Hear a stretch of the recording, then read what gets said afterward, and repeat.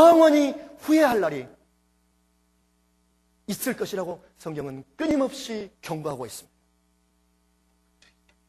그래서 신명기 8장에는 이렇게 말합니다.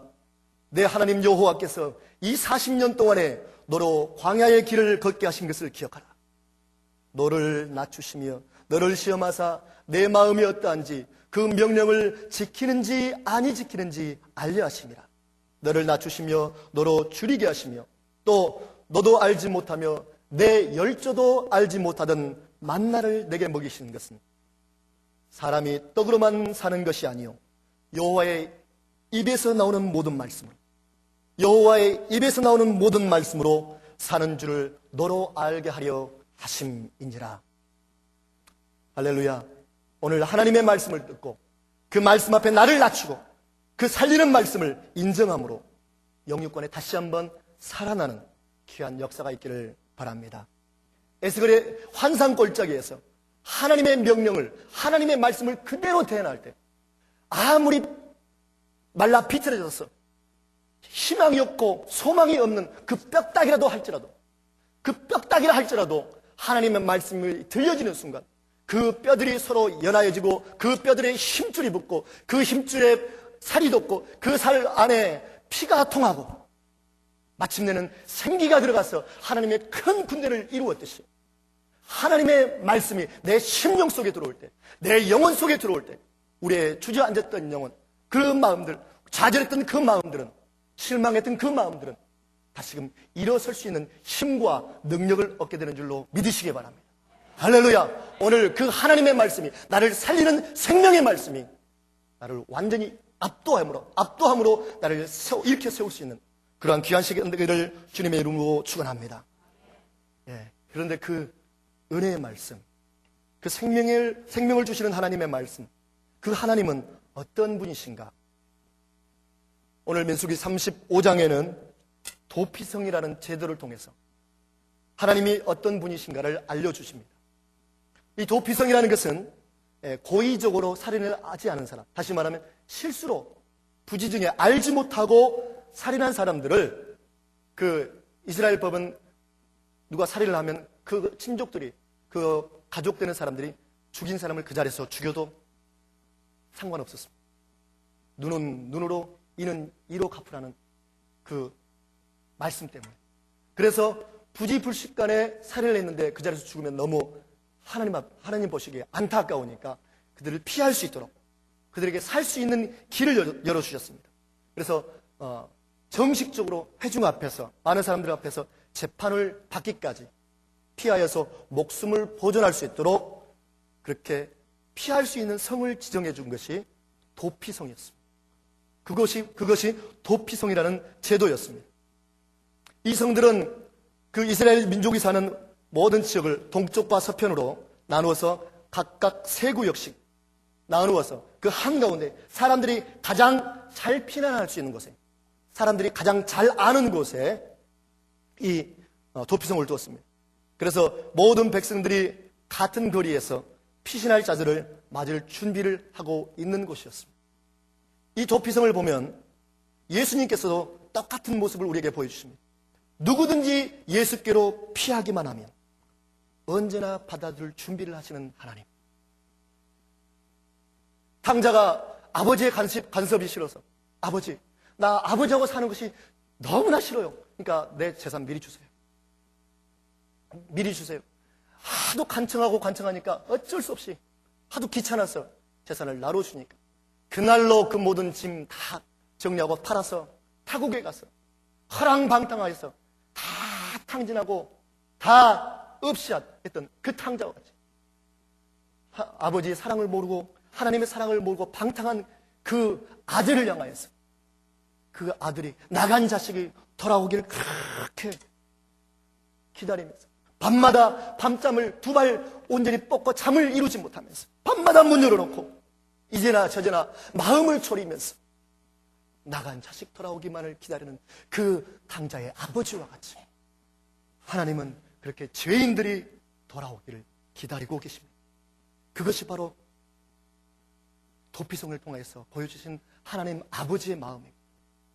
그래서 예수님은 이 땅에 오셔서 말씀합니다. 수고하고 무거운 짐진 자들아, 다 내게로 오라.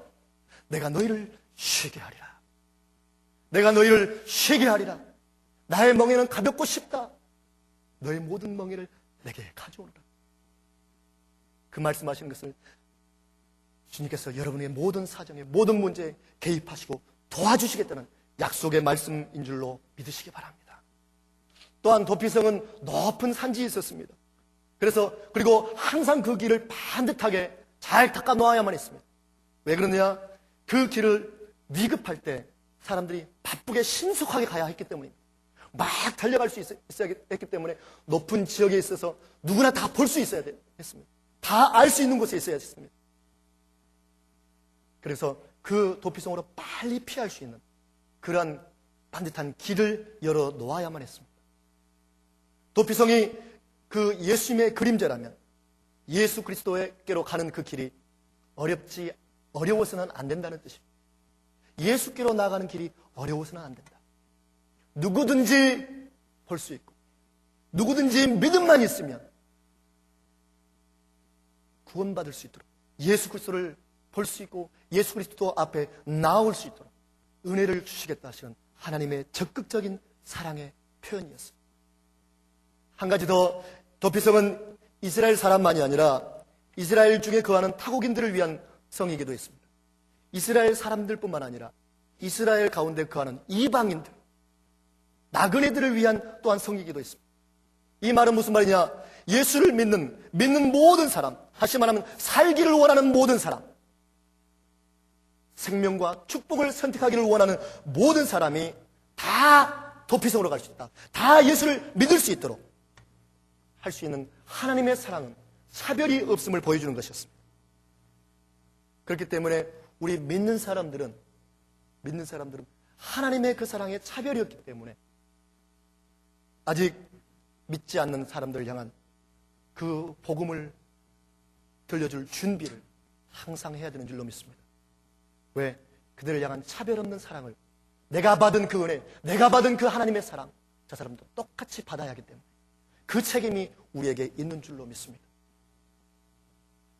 그래서 우리 성도들은, 믿는 사람들은 불신자들이 예수 그리스도 앞에 나오는 길을 절대로 가로막아서는 안 된다고 사도행전은 말씀하고 있습니다. 그런데 또 이 도피성에도 그 참 은혜로운 내용들이 들어있는데, 이 도피성에는 두 가지 법칙이 있었습니다. 어떤 법칙이 있었느냐? 첫 번째는 도피성을 떠나면 보호를 받지 못한다는 것입니다.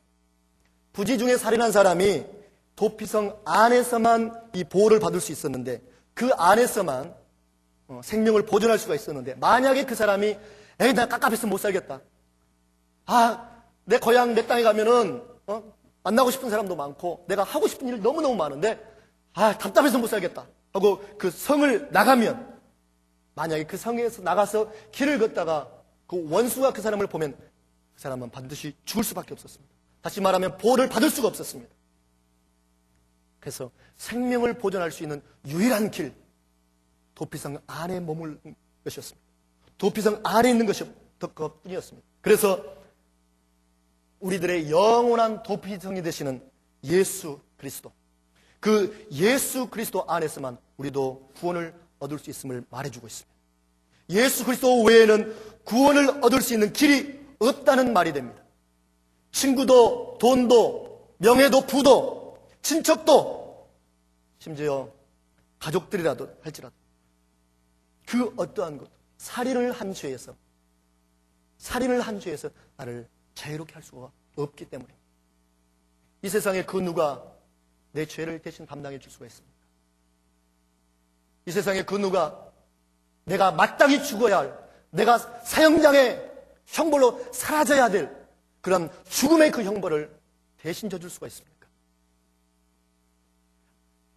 이 땅에서 친구가 의리 있어서 대신 감옥소에 가지고 심지어는 대신 죽어줄 수도 있습니다. 그러나 우리가 이 육신만 갖고 있는 존재라면 얼마나 그것이 멋있고 얼마나 그것이 아름답고 사랑이 넘치는 그러한 광경이 되겠습니까? 그러나 심지어 그러한 사랑이 있다고 할지라도 우리는 영적인 존재이기 때문에, 우리는 영적인 존재로서 이 육신이 이 땅에서 사라지고 없어지면 영원히 하나님께로 돌아가야